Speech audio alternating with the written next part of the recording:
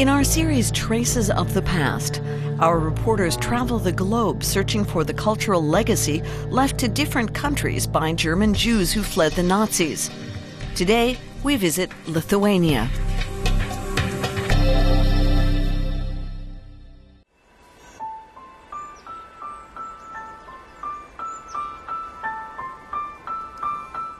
The best place to start exploring Yiddish culture in Vilnius is 7 kilometers out of town in the suburb of Panarai.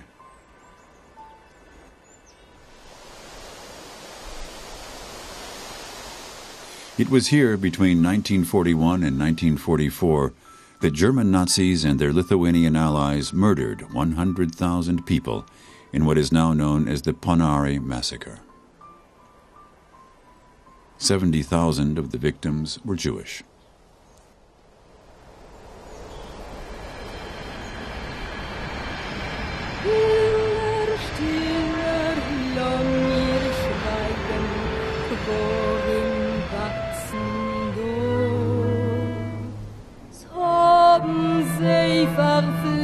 Die Sonne im grünen Seitenblatt.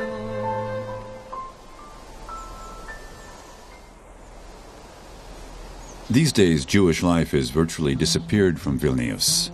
But every summer, the streets once again resound with Yiddish when students from all over the world descend on the city for the summer school at the Vilnius Yiddish Institute. Not all the students are Jewish. They all have different reasons for wanting to learn Yiddish. I'm the first member of my family to actually travel back here. What first got me interested in Jewish culture was the music. You've got people who speak French, Italian, Spanish, American English, British English, Hebrew, but we all have this commonality of Yiddish together. I'll use Yiddish to say how much I love it.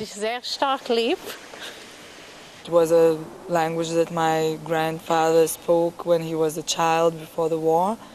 I decided that maybe it's time to learn it. So I came and I stayed. These days, Indra Yofiti coordinates the summer program at the Vilnius Yiddish Institute. Born in the Lithuanian city of Kaunas, she moved to the capital Vilnius a year ago. Like the students, the teachers at the institute come from all over. Many course participants already have a basic grasp of Yiddish, but only a few of them grew up hearing it spoken at home. Most of the participants are studying linguistics or Jewish studies back home. The summer school isn't just about theory and culture, it also includes a lot of grammar. Yiddish can sound very familiar to the German students, but is not always as straightforward as they might expect. Many words are similar, but the sentence structure is different. Deutsch und Yiddish. German and Yiddish are like children with the same mother, but a different father. The origins of both German and Yiddish are in Middle High German. Yiddish is unlike any other European language, with Neo-Latin, Slavic, and Hebrew having made their way into Middle High German. The Yiddish language has always been written using Hebrew script. Before the Second World War, 1/3 of the population in Vilnius spoke Yiddish. The city they called Vilna was known as the Jerusalem of the North. 91-year-old Fania Brankovskaya is the librarian at the Vilnius Yiddish Institute. She was born in Vilnius, and Yiddish is her mother tongue. She still remembers what the city used to look like. This used to be called Synagogue Square. It was filled with small prayer houses and synagogues. Before the war, there were 107 synagogues in Vilnius. Only one is left, the Great Synagogue. Jewish life in Vilnius was destroyed during the German occupation, and most of the city's Jewish population murdered.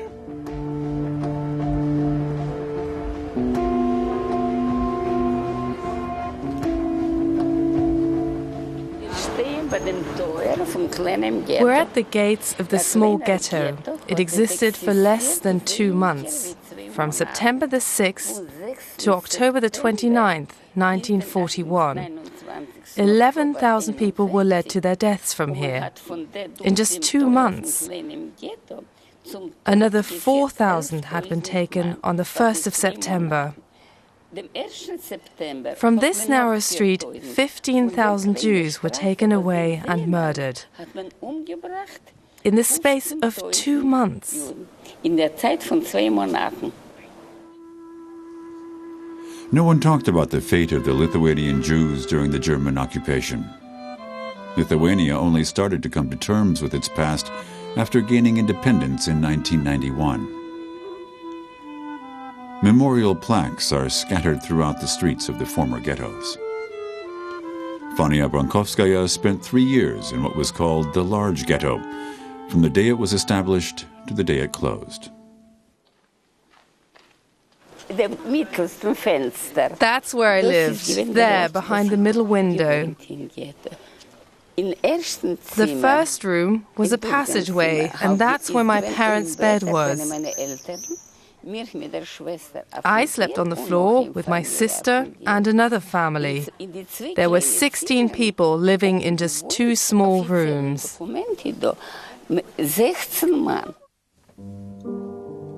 Fania managed to escape to Soviet partisans in the forest. Of her large family, only she and 1 cousin survived.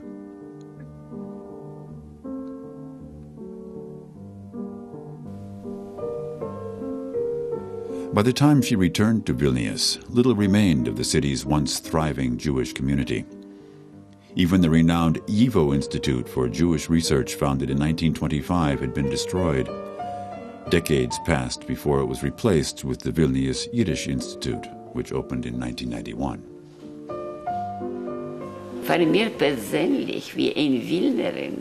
For me personally, as a native of this city with ties to Yiddish culture, it is wonderful to see a new Yiddish institute here in Vilnius, and to have the opportunity to meet all the students who come here every summer.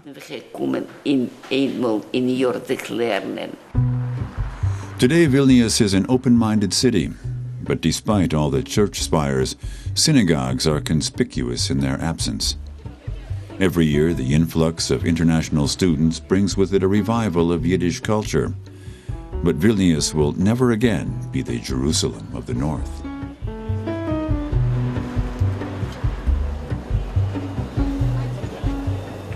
I don't think it will be revived as a language of common use. I don't see these people in the street who normally used it, who spoke it, who lived with it, and for whom it was a natural language, a mameloshen. To actually come back to the place where so much history and so much culture is still here, and you can see how far Lithuania has come. We haven't heard the last of Yiddish. Even if the language students are unlikely to use their Yiddish skills every day, they've discovered a love of Yiddish culture, and hopefully they will pass on what they know to future generations. So yeah, it's exactly the same melody, but lighter.